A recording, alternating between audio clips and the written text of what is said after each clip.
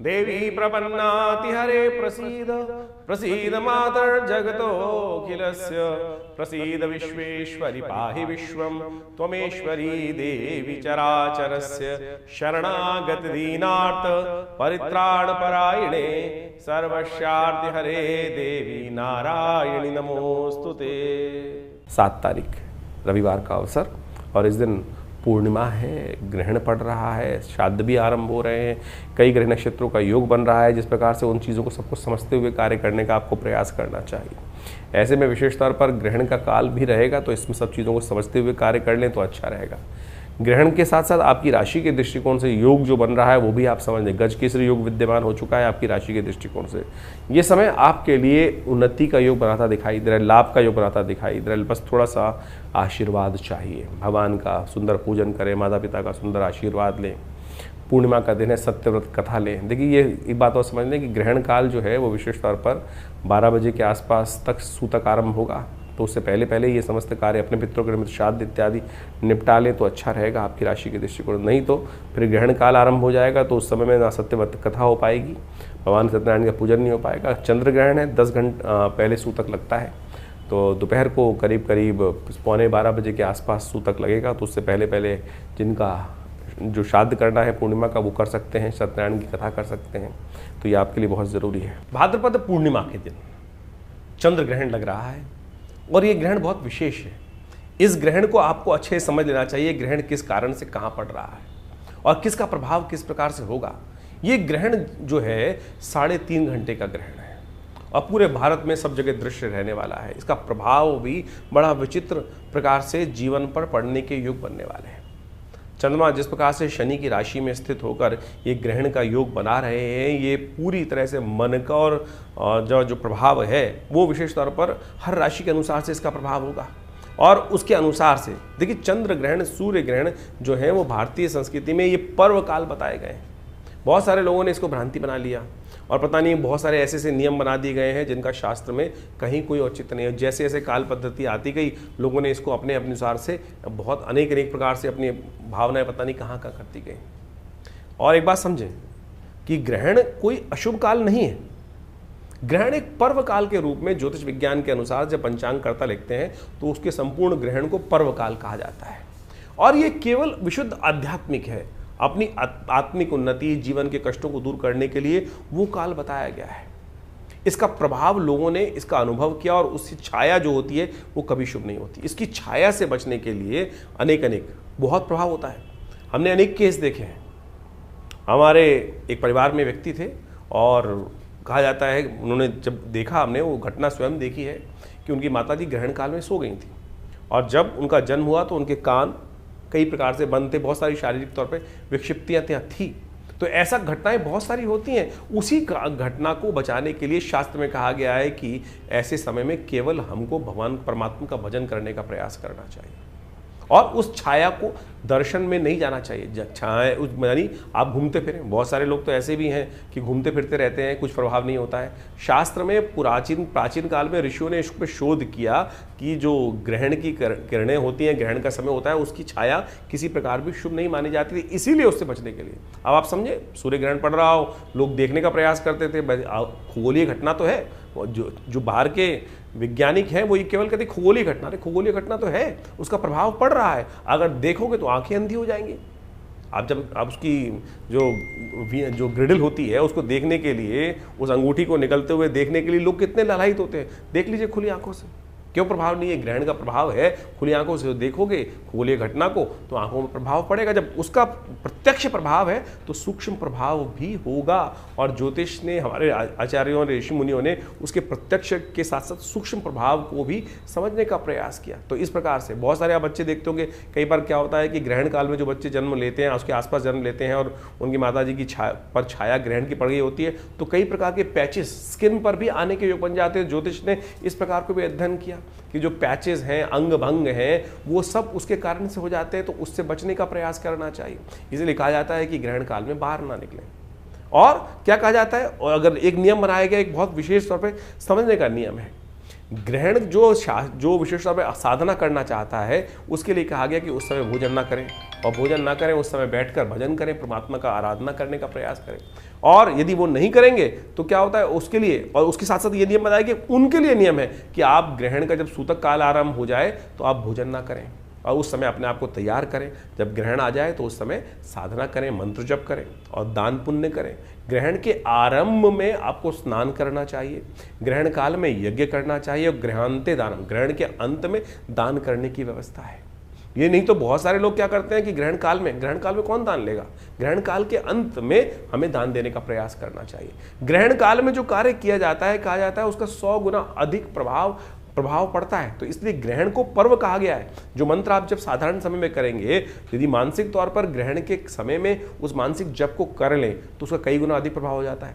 ग्रहण काल में यदि यज्ञ कर लें तो उसका जो वैसे ही मंत्र जप से कई 10 गुना अधिक प्रभाव यज्ञ के जप का बताया गया, मंत्र के जप का से ज़्यादा 10 गुना प्रभाव यज्ञ का बताया गया है। और वही यदि ग्रहण काल में कर लेंगे तो कई गुना अधिक उसका प्रभाव, 100 गुना अधिक प्रभाव उस कर्म का उस समय में होता है।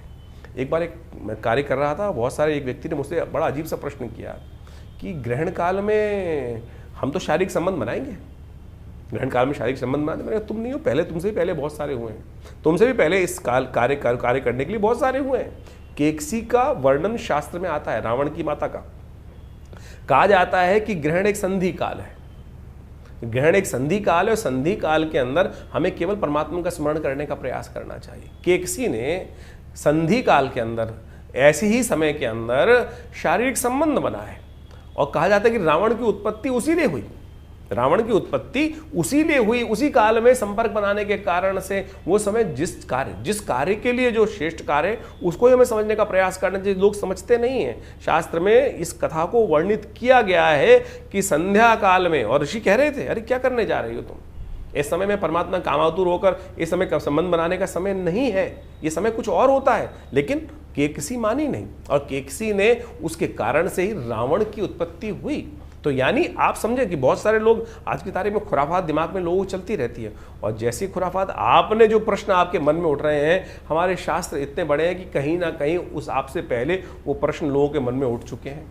और इस प्रकार के जब मैं एक प्रोग्राम कर रहा था तो मैंने मुझे याद आ गया, तो ये ऐसा प्रश्न एक व्यक्ति ने मुझसे किया, तो मैंने यही सार उस समय उपस्थित किया था कि आप पहले नहीं है भैया, आपसे भी पहले बहुत सारे लोग इस प्रकार का व्यभिचार कर्म कर चुके हैं, तो उसका प्रभाव होता है। तो आप समझें ये ग्रहण काल जो है, ये पर्वकाल जो इस दिन बनने जा रहा है, जो समय चंद्र ग्रहण का बन रहा है 3.5 घंटे का रहेगा, करीब रात्रि में भारत के टाइम के अनुसार से समझें तो करीब 21 बज के यानी 9:57 पे शुरू होगा ये समय, और रात्रि में अगले दिन जो समय रहेगा जिसको गणनाओं में लिखा जाता है 25:27 यानी रात को 1:27 तक ये ग्रहण काल चलने वाला है। कोशिश करें इस समय भगवान के नाम का स्मरण करें। हमने विवेकानंद योगाश्रम में इस पूरे ग्रहण काल के अंदर यज्ञ रखा है, और उसमें बहुत सारे विभिन्न मंत्रों का, विभिन्न प्रयोगों का हम सामूहिक तौर पे बहुत सारे कार्य करते ही आए हैं। और ऐसे में कहा जाता है कि अपने कष्टों को दूर करने के लिए हमें अवश्य कुछ ना कुछ भगवान का स्मरण, मंत्र जप अवश्य अपने रूप में रहने का प्रयास करना चाहिए। उससे आपके जीवन में कष्ट दूर होने का योग बनेगा। ये सिद्धांतिक तौर पर हमें समझ लेना चाहिए। ये बिल्कुल सत्य प्रमाणित चीज़ें हैं, इसमें कहीं कोई कपोल कल्पित नहीं है। आप समझें ग्रहण काल के अंदर क्या कहा जाता है कि अगर ग्रहण के पंचांग के अंदर नियम सोचें कि जो ये नियम है ये साधक के लिए हैं। अबाल जो बच्चे छोटे जो बच्चे हैं प्लस जो वृद्ध हैं या बीमार हैं वो दवाई भी खा सकते हैं, वो अपना भोजन भी कर सकते हैं। ये भोजन का नियम जो है, यदि ये वो नियम होता कि ऐसे में कुछ विकड़ने पड़ती हैं और विकड़ने पड़ने से भोजन सब खराब हो जाता है, तो फिर क्यों बच्चों को और वृद्धों को और साथ साथ जो बीमार हैं उनको उससे नियम से हटा दिया गया? अब ये भ्रांति कहाँ से फैली है? पंचांग, किसी पंचांग को उठा के देखो, उसके अंदर पंचांग करता या ग्रहण के नियम के वली के अंदर ये लिखा गया है कि ये जो नियम है इसमें बच्चों के लिए नियम नहीं है, ये नियम जो है वृद्धों के लिए नहीं है, बीमारों के लिए नहीं है। वो अपनी जो नियम कर रहे हैं वो कर सकते हैं, ये साधना के नियम है। तो आज जो एक से एक विद्वान लोग उपस्थित हो जाते हैं और कह देते हैं कि खाना खराब हो गया, ऐसा हो गया, वैसा हो गया, ये बाह्य बातें लोगों ने उपस्थित कर दी। तो इसको उस प्रकार से ना ले। मैंने आपके समक्ष हमने यहाँ में बहुत छोटा सा एक विवेचना यहाँ अपने मति के अनुसार से उपस्थित करने का प्रयास किया है। खैर, ग्रहण के काल में आप कोशिश ये करें अवश्य अपने मंत्रों को, जो कष्ट जीवन में चल रहा है उसकी निवृत्ति करने के लिए भगवान के मंत्र जो है, जो भी आपके ग्रहों के मंत्र हैं, कैसे भी मंत्र हैं, भगवान शंकर के मंत्र हैं, महामृत्युंजय मंत्र है, उन सब का यथाउचित भाव से जप करने का प्रयास करें, कीर्तन करें, भगवान के नाम का मानसिक तौर पर स्मरण करने का प्रयास करें। यज्ञ कर सकते हैं, मूर्ति पूजा नहीं। मूर्ति पूजा उस समय में नहीं करनी चाहिए। शास्त्र में मूर्ति को ढक दिया जाता है, शास्त्र के दृष्टिकोण से मना कर दिया जाता है कि मूर्ति को स्पर्श करना, क्योंकि वो सूतक काल माना जाता है, मूर्ति को स्पर्श ना करें। हाँ, यज्ञ कर सकते हैं।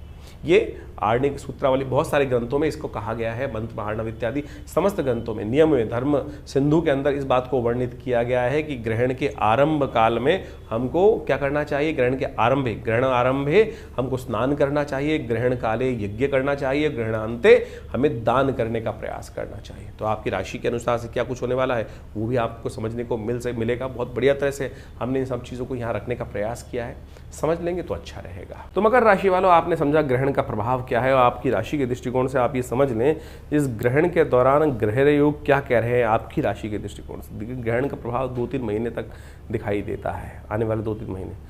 परिवार में सामंजस्य बिठाने का प्रयास कीजिएगा। देखिए, इन दिनों शनि की 7.5 से आप बाहर आके चुके हैं और शनि के 7.5 से बाहर आके चुके हैं और शनि महाराज जिस प्रकार से आपकी राशि में चल रहे हैं वो कहीं ना कहीं चीज़ों को थोड़ा स्लो कर रहे हैं। तो थोड़े से परिवार के अंदर असमंजस्य की स्थिति हो सकती है। लोग आप पे दोषापन, बेकार के दोषार्पण आप पर होने के योग बन सकते हैं, जिसके कारण से परिवार में, भाइयों में, मित्रों में कहीं ना कहीं थोड़ा सा असमंजस्य की स्थिति बन सकती है। थोड़ा सा ऐसा मिस मैनेजमेंट जिसको कहा जाता है ना, वो होने के योग दिखाई देते हैं। तो आपकी राशि के दृष्टिकोण से क्या पड़ रहा है प्रभाव, इस बात को आपको समझ लेना चाहिए, उपाय करने का प्रयास करना चाहिए। ग्रहण का जो समय एक पर्व काल है।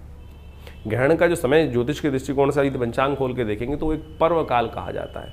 तो उस पर्व काल में आपकी राशि के दृष्टिकोण से इस वक्त आपको शनि को मनाने का उपाय करना चाहिए। हो सके तो हनुमान चालीसा का पाठ यथाउचित भाव से करने का प्रयास करें, सबसे श्रेष्ठ रहेगा। कहा गया ना, जो शतबार पाठ पढ़ जोई, छूटई बंद महासुख होई। तो आपकी राशि के दृष्टिकोण से हम कहेंगे, देखिए 3.5 घंटे का ग्रहण काल है, कोशिश करें बैठ जाएं और सात्विक भाव से जो मंत्र है उसका श्रवण कर लें, शनि स्तोत्र का पाठ कर लें, शनि के मंत्र का जप कर लें, हनुमान चालीसा का पाठ यथाउचित भाव से करने का प्रयास करें। हमारे विवेकानंद योगाश्रम में तो करीब 3.5 घंटे तक पूरा यज्ञ चलेगा ही चलेगा। जो लोग उसमें भाग लेना चाहते हैं उसमें भी सम्मिलित हो सकते हैं, लेकिन आपकी राशि के दृष्टिकोण से आपको ध्यान रखना चाहिए परिवार में जो असमंजस की स्थिति जो है, थोड़ी सी इम्बैलेंस की स्थिति, कहीं ना कहीं मनमुटाव की स्थिति राशि में बढ़ती दिखाई दे रही है, तो उसको ध्यान रखने के लिए ज़रूरत है। ऐसे में आपकी राशि के दृष्टिकोण से आपको सतनाजे का दान करना चाहिए। शास्त्र कहता है कि ग्रहण के आरंभ काल में स्नान करें और थोड़ा तिल डाल कर स्नान कर लेंगे तो आपके लिए बहुत अच्छा रहेगा। पानी में तिल डाल दीजिए थोड़ा सा, उसके बाद उस जल से स्नान कर लीजिए ग्रहण के दौरान जब आरंभ काल हो रहा हो। फिर ग्रहण के समय तिल के द्वारा ही यदि यज्ञ कर लें और आपकी राशि के दृष्टिकोण से अंत में आप बहुत बढ़िया काम कर सकते हैं कि सतनाजे का दान हाथ लगा दीजिए, सुबह गरीबों में उसको बंटवा दीजिए, किसी मंदिर में छुड़वा दीजिए, गरीबों को भिजवा दीजिए, किसी भी धर्म स्थल में भिजवा दीजिए, वो आपके लिए बड़ा श्रेष्ठ रहेगा ये करना। और यदि आपके पास मंत्र नहीं है, बहुत सारे लोग तो हमारे इस चैनल पर जाकर, हमारे आचार्य वाणी चैनल पर जाकर मंत्र सेक्शन में आप वो मंत्र सेक्शन देख सकते हैं, शनि स्तोत्र मिल जाएगा, वहाँ पर आपको उसका चांट लगातार चला दीजिए और वो आपके लिए बहुत सुंदर रहेगा। हमारे फेस पेज पर जाकर बहुत सारे मंत्रों की, बहुत सारे जो वीडियोज़ हैं पढ़े हैं, उन मंत्रों को वहाँ सही से श्रवण कर आप उसको चला दीजिए, यज्ञ कर लीजिए, साथ में घर बैठ के कर लीजिए, कोई व्यवस्था नहीं है। हमारे चैनल पर एक यज्ञ की पूरी सीडी भी है जो पूरी 45 मिनट की यज्ञ की है, उसको कर लीजिए। सारे मंत्र उसके अंदर बताए गए हैं, करे गए हैं, तो आप ये सब कर लें तो ग्रहण काल में आपके लिए बहुत अच्छा रहेगा। कल्याणकारी योग आपके लिए बनते दिखाई देंगे। इस बात का ध्यान रखते हुए कार्य करेंगे तो बहुत अच्छा रहेगा आपके लिए। 8 तारीख का दिन, सोमवार का अवसर, प्रतिपदा तिथि इस दिन विद्यमान है। ग्रह नक्षत्रों के दृष्टिकोण से ग्रह योग क्या कह रहे हैं वो भी समझ लीजिए। दिन आपके लिए पॉजिटिव चीज़ों को लेकर आता दिखाई दे रहा है, पॉजिटिव रहेगा, चीज़ों को अच्छे से आप कर सकते हैं, कार्य करने के लिए योग दिखाई देता है। प्रतिपदा का श्राद्ध इस दिन विद्यमान है, तो जिनका गमन प्रतिपदा को हुआ हो पूर्वजों का, उनके निमित्त ब्राह्मण भोजन जो भी हो सकता है वो सब अवश्य अपनी सामर्थ्य के अनुसार से गायत्री मंत्र का जप, यज्ञ, तर्पण सब कुछ कर उनका जो विशेषतः ऋण होता है उससे मुक्ति हो सकती है। ये जो ग्रहण काल है विशेषतौर पर ये श्राद्ध काल जो है ये ऋण मुक्ति का काल है। बिल्कुल रिजुविनेशन जो कहा जाता है ना कि अपने जीवन में उसको प्राप्त करने का योग बन सकता है। बहुत सारे लोग भ्रांति में फंसे रहते हैं कि अरे कुछ नहीं होता, मर गया बेचारा, चला गया। ऐसा नहीं है, आपके पितृ आपके साथ ही रहते हैं, आशीर्वाद प्राप्त करने का प्रयास करें। और इन दिनों आपकी राशि के दृष्टिकोण से योग ही ऐसा चल रहा है कि जितना आशीर्वाद उतना लाभ, करके देख लीजिए। फिर समय निकल जाता है, फिर लोग कहते रहते हैं। तो हमने तो ये बता दिया आपकी राशि के दृष्टिकोण से ये उपाय ऐसे ही चल रहा है कि जितना आशीर्वाद मिलेगा ना उतना कल्याण। क्या करता है आशीर्वाद? महाभारत उठा के देखो, महाभारत के अंदर दुर्योधन के पास सब कुछ था लेकिन आशीर्वाद नहीं था। पांडवों के पास सब कुछ कम था लेकिन आशीर्वाद था, भगवान वहीं साथ आ गए।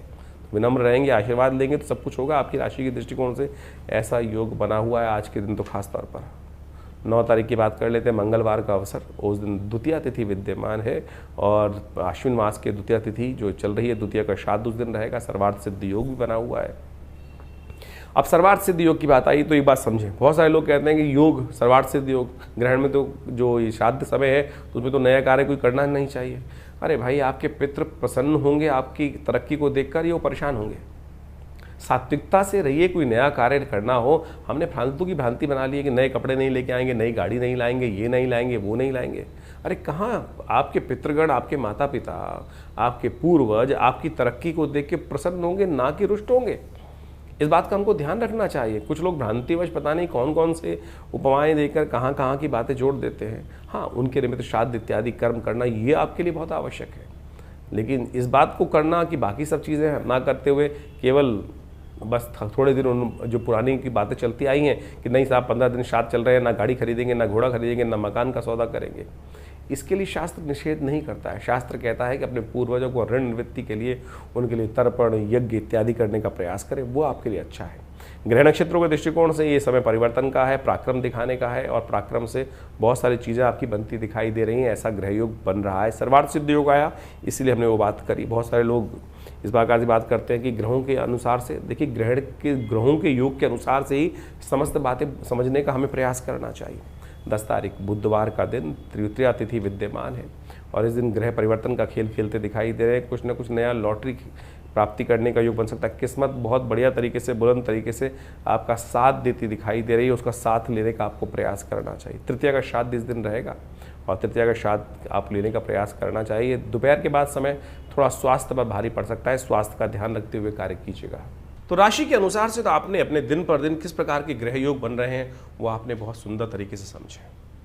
ग्रहों का प्रभाव तो वास्तविक तौर पर हर प्राणी पर, जगत के विशेष जड़ हैं या चेतन हैं, उन सब पर भी पड़ता दिखाई देता है शास्त्र के दृष्टिकोण से। और उसके प्रभाव के अनुसार से ही जीवन में, संसार में जो कुछ परिवर्तन के योग बनते हैं वो बहुत अच्छे से समय समय पर लोग उसको अवगत कराते ही रहते हैं हम लोग आपको।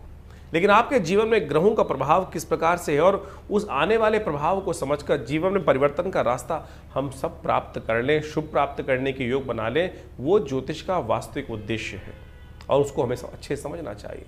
जो ये पर्व इत्यादि समय समय पर आते रहते हैं वो केवल पर्व नहीं है, केवल हर्षोल्लास के लिए, आनंद के लिए, दिवाली पर पटाखे चला लिए, होली पर हमने रंग खेल लिया, ये केवल वो औचित्य नहीं है। वास्तविक तौर पर एक बात समझ लें, ज्योतिष के साथ साथ पुराण इत्यादि समस्त शास्त्रों में जो रहस्य बताए गए हैं कि हम इस जो पर्व काल है, जो समय है, चाहे वो ग्रहण पड़ रहा है, इस समय में जो ग्रहण पड़ रहा है उसके अनुसार से आपने अपनी राशि के अनुसार से प्रभाव समझाई, लेकिन उन सब पर्व कालों में किस प्रकार से आप अपने जीवन में अपने कष्टों को दूर करने के लिए रास्ता ढूंढ सकते हैं, रास्ता बना सकते हैं, वो वास्तविक तौर पे शास्त्रों का विशेष प्रभाव है और विशेष उद्देश्य है। उसी के लिए इन समस्त कथाओं की संरचना की गई है। ये केवल इतिहास नहीं है। बहुत सारे लोग केवल इतिहास में केवल आनंद से समय काटने के लिए इन कथाओं का श्रवण कर लेते हैं। नहीं साहब, ये वास्तविक तौर पर हमारे जीवन में उन सिद्धांतों से समझकर अपने जीवन के कष्टों को दूर करने के लिए, समस्याओं को दूर करने के लिए, उस परम लक्ष्य को प्राप्त करने के लिए कि आगे बढ़ सके, जीवन को शुभ कर सके, सबकी सेवा कर सकें, उस भाव को समझने के लिए हमको ये कथाओं के कथानक जो है शास्त्रों में वर्णित किए गए हैं।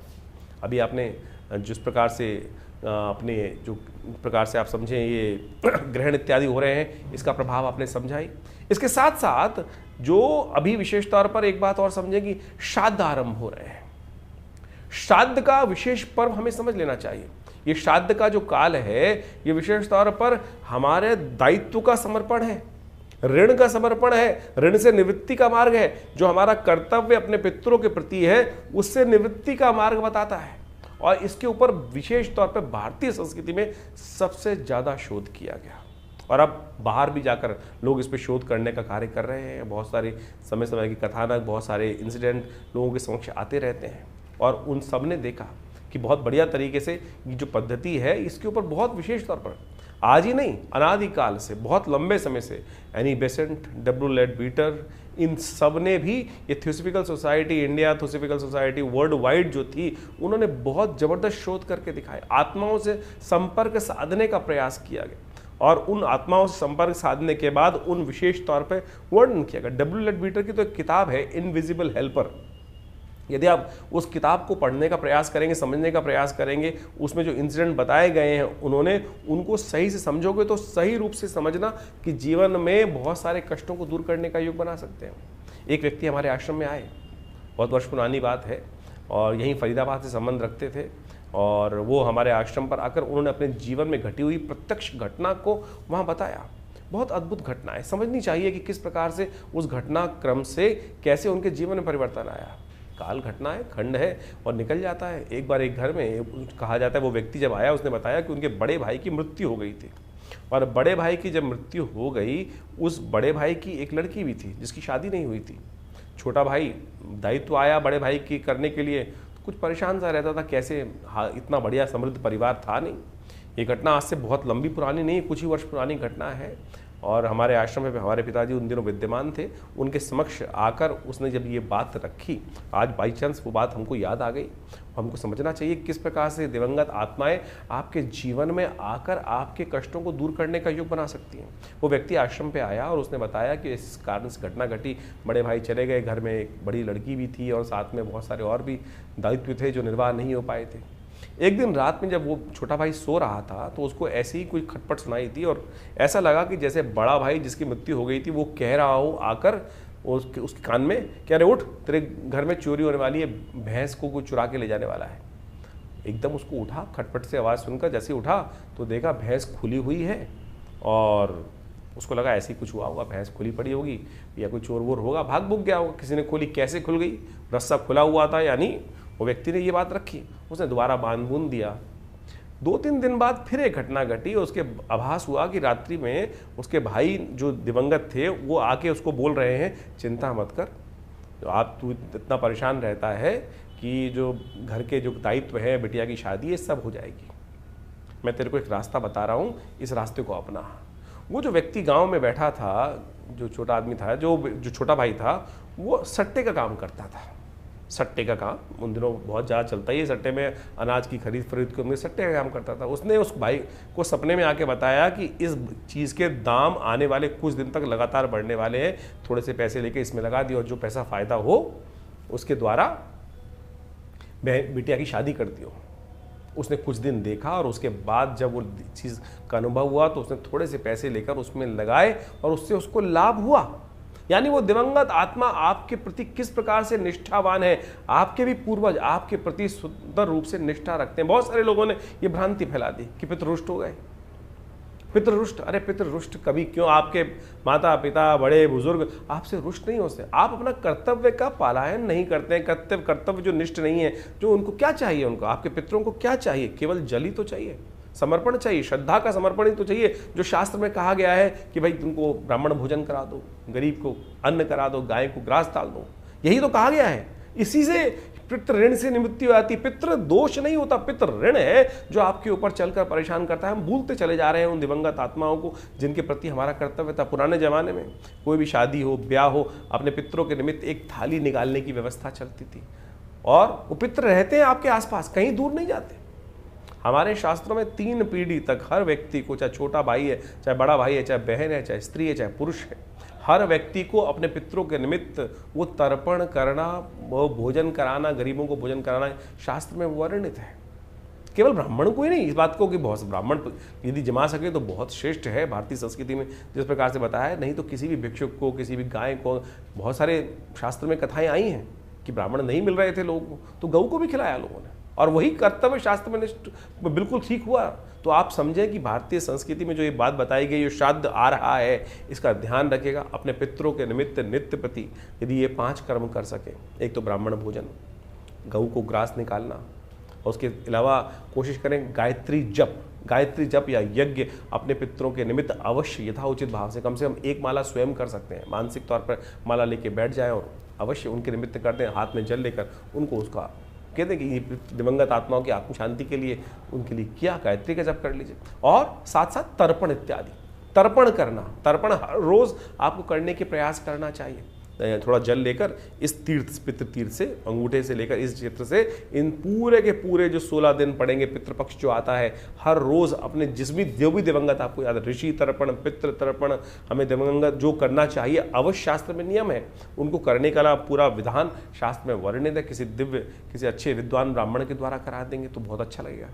तो ये सब चीजें, अभी तो एक बहुत बड़ी घटना घटी, विश्व के एक बहुत बड़े, अमेरिका के एक बहुत बड़े एक्टर हैं, उनके परिवार में किसी की मृत्यु हुई और वो व्यक्ति जो लड़का था उनका, वो बार बार उनके सपनों में आ रहा था और सपने आके उसको लगता था कि ये स्थिति इसकी अच्छी नहीं है। बहुत कुछ उसने अपने धर्म के अनुसार से, ईसाईयत के अनुसार से करने का प्रयास किया, लेकिन वो बहुत से डॉक्टरों को दिखाया, एक बहुत बड़ा एक्टर है, और उनके साथ वो घटना घटी। और फिर वो भारत में आते हैं और जब कुछ कई साइकोलॉजिकल, उनको लगा कि साइकोलॉजिकल डिसऑर्डर हो गया, साइकेट्रिस्ट को दिखाया, बहुत सारे, जिस प्रकार से कोई रास्ता नहीं निकल रहा था। लेकिन फिर जब भारत में आए और संपूर्ण रूप से तर्पण इत्यादि का जो कार्य जो भारतीय संस्कृति में बताया गया, विद्वानों के द्वारा कराया गया, फिर उसने अपनी ऑब्जर्वेशन लिखी है कि नहीं, उसके बाद से वो समस्या है। तो हमारे पास तो लगातार इस प्रकार के लोग पूरे विश्व से आते ही हैं, और जो जो पद्धति हमने कराई, जो जो पद्धति शास्त्र में वर्णित है, वो सब हमने कराई।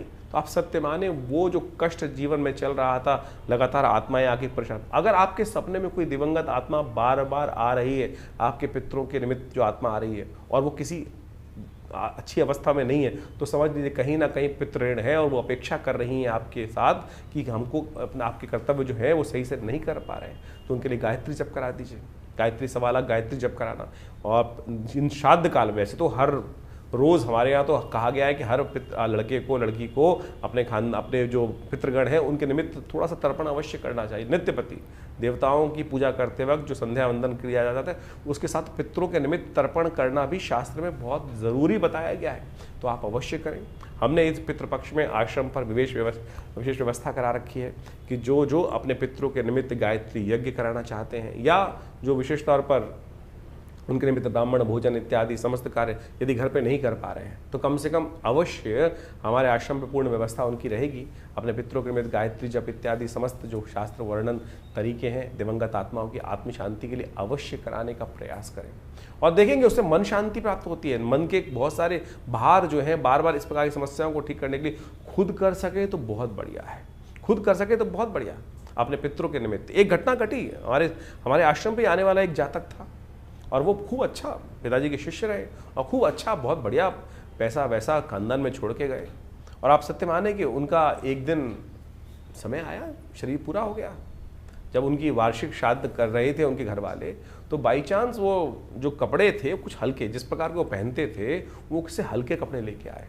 आप समझे, उस दिवंगत आत्मा ने उस व्यक्ति को आकर बताया कि क्या मैं इतना छोड़ गया, इससे संतुष्टि नहीं हुई, क्या तुम मेरे पहनने लायक कपड़े भी उस प्रकार से नहीं कर सकते? यानी दिवंगत आत्माएं आती हैं और आपसे अपेक्षा रखती हैं इतना ही कर्म करने की आपको आवश्यकता है।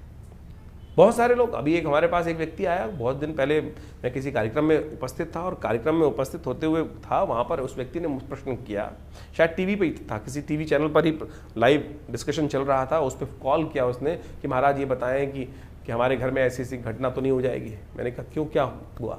बोले कि कोई बीमार है, अगर वो मर जाएंगे तो हम बर्बाद हो जाएंगे। मैंने कहा ऐसी क्या बात है, क्यों बर्बाद हो जाओगे? बोले हमारे गांव में परंपरा है कि हमारे यहाँ कोई किसी की मृत्यु होने पर पूरे गांव के जो 3-4 हज़ार आदमी उनको भोजन कराने की व्यवस्था करनी पड़ती है, और उसी से पितरों की निवृत्ति होती है। ये शास्त्र में कहीं वर्णित नहीं है भाई, शास्त्र में कहीं नहीं कहा गया इस प्रकार की बातें कि आप उधार लो, पैसे नहीं है और उससे लेकर लोगों को भोजन कराओ। यदि पितृ कार्य करने के लिए आप कोई पैसा उधार लेकर अपने पितरों का तर्पण इत्यादि कार्य कर रहे हैं, तो पितृ उससे संतुष्ट नहीं होंगे। शास्त्र में वर्णित नहीं है। आपकी जितनी, अगर आप घास भी गाय को खिला देंगे ना, तो वो भी वास्तविक तौर पर आपके पितरों के दायित्व से निवृत्ति के लिए, उनकी संतुष्टि के लिए बहुत है। आप भाव भी कर देंगे, तर्पण भी कर देंगे, जल से ही तर्पण हो सकता है। और इसका शास्त्र में कोई बहुत पैसा नहीं चाहिए किसी को। ये बात ध्यान रखें कि पैसों से पितृ निवृत्ति नहीं। आपके घर में कोई दिक्कत है, बहुत ज़्यादा इसलिए इस बात को हमको अच्छे से समझ लेना चाहिए। तो ये सारी बातें हमने आपके समक्ष इसलिए रखी क्योंकि श्राद्ध पक्ष अभी आरंभ हो रहा है, हमने इस कार्यक्रम में आपको बताया ही। तो अवश्य इन सब चीज़ों को समझकर इनको करने का प्रयास करें। इससे आपके जीवन के बहुत सारे कष्ट दूर होने के योग अद्भुत रूप से बनेंगे। और हमारा ये संस्थान लगातार इनसे संबंध में बहुत सारे कार्य करता ही रहता है। समय समय में बहुत सारे यज्ञ इत्यादि बहुत सारे कार्यक्रम चलते ही रहते हैं। आप सब उनमें जुड़ सकते हैं। हर रविवार को तो विशेष कार्यक्रम यज्ञ का होता ही है, मंगलवार को सुंदरकांड का पाठ होता है और बहुत सारे समय समय पर उत्सव के यज्ञ रहते हैं। अभी नवरात्र का यज्ञ रहेगा बहुत बड़ा, उसमें सम्मिलित सचंडी का सुंदर कार्यक्रम रहेगा। तो ये सब जो उत्सव जिससे हमने आरंभ किया था, ये उत्सव है, ये केवल उत्सव नहीं है, ये केवल पर्व नहीं है, ये हमारे जीवन के कष्टों को दूर करने का सुंदर मार्ग है। तो अवश्य इनको हमें अपनाने का प्रयास करना चाहिए और इनसे वैज्ञानिक विधान जो है इनको समझते हुए कार्य करने का प्रयास करना चाहिए।